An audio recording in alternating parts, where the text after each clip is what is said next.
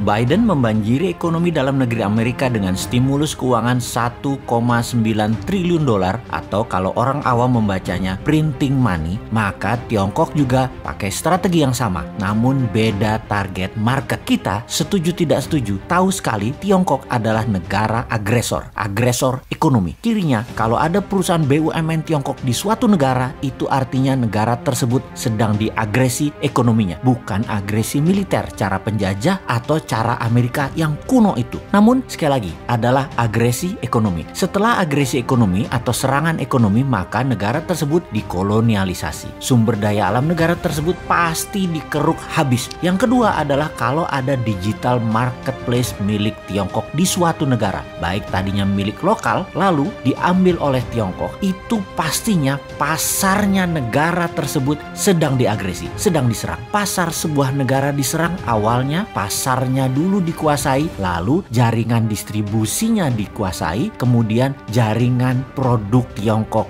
masuk. Kemudian ketika sistem pembayaran non-tunai asing masuk atau pembayaran non-tunai milik lokal kemudian dicaplok Tiongkok langsung atau tidak langsung, ini artinya sistem keuangan negara tersebut sedang diagresi. Semua ini terbungkus rapih dengan propaganda manisnya nanti ekonomi suatu negara tersebut jika bergabung dengan Tiongkok nantinya akan indah. Itu janjinya mereka, itu persepsi yang diberikan oleh mereka. Tapi nanti negara tadi suatu hari mereka jadi tua. Nanti negara yang diagresi tadi jadi kurus. Negara yang dikoloni jadi jelek, tak terawat karena nggak ada biaya maintenance, nggak ada biaya krim malam, nggak ada biaya sunblock, nggak ada biaya PRP, nggak dikrimbat rambutnya, nggak dipilates bodinya, nggak dikasih makan sehat tubuhnya. Begitu tua, jelek, penyakitan, pindahlah Tiongkok tadi cari bini baru. Sama, nggak bakal dirawat juga mereka. Ya dipakai terus aja sampai kering. Sedulur, perlukah kita urai apa sih yang negara tersebut atau negara selir-selir Tiongkok itu dikerjainnya? Juga ada pertanyaan, kok banyak sih negara mau jadi selirnya dan harus melayani kaisar Tiongkok tersebut? Strategi ekonominya ya sama seperti informasi di awal, dengan printing money. Itulah mengapa kita katakan berkali-kali, siapa negara yang pakai MMT? Ya hanya Tiongkok dan Amerika. Negara lain pakai teori ekonominya Adam Smith, pakai John Maynard Keynes, pakai ilmu-ilmu itu dah. Lalu bagaimana cara agar setelah SDA sebuah negara sudah di tangan,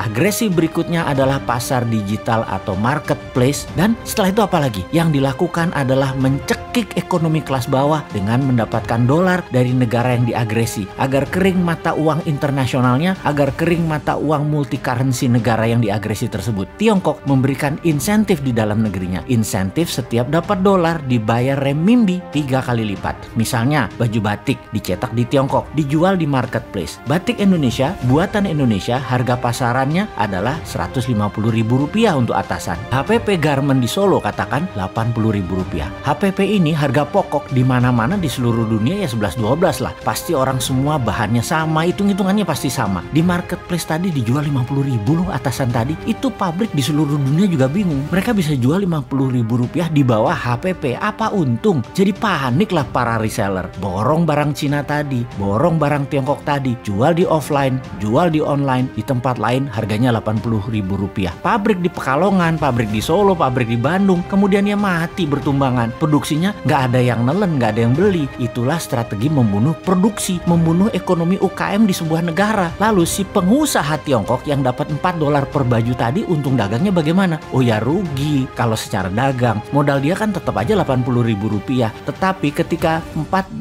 tadi uangnya masuk ke Tiongkok oleh pemerintah Tiongkok, dolar tadi bukan diberikan dolar, tapi diberikan renminbi yang nilainya 3 kali lipat dari nilai yuan terhadap dolar, alias mereka dapat sekitar $12 atau Rp150.000. Jadi modal tetap Rp80.000, jual dapat Rp150.000 karena dolarnya dikali 3 kan terhadap renminbi. Ya untung juga pedagangnya. Di sini dolar masuk Tiongkok dan renminbi dicetak aja, kasih ke rakyatnya sendiri. Toh untuk sektor produksi, Tiongkok print money renminbi 3 kali lipat transaksi dolar masuk ke Tiongkok. Itu kuncinya. Disinilah pedagang untung. Underlying printing renminbinya ada dua. Satu, dolar yang nilainya sepertiga, sisanya manufaktur Tiongkok, sektor produktif, nggak bakal inflasi. Itulah teori MMT. Dengan satu strategi printing money, Tiongkok dapat dolar, Tiongkok dapat meningkatkan produksi, Tiongkok mematikan UKM negara koloninya, dan bisnis Tiongkok terus menyedot wilayah-wilayah lainnya lagi. Simpel kan bernegaranya mereka? Kok beginian aja nggak bisa ditiru sih? sih? Tempe bener. Nyampe nggak sih ilmu beginian ke pejabat ekonomi dan keuangan negara? Oke lah, sing sabar ya kaum new mind. Kita nonton aja old mind mainin negara. Walau nggak enak nontonnya, agak wagu,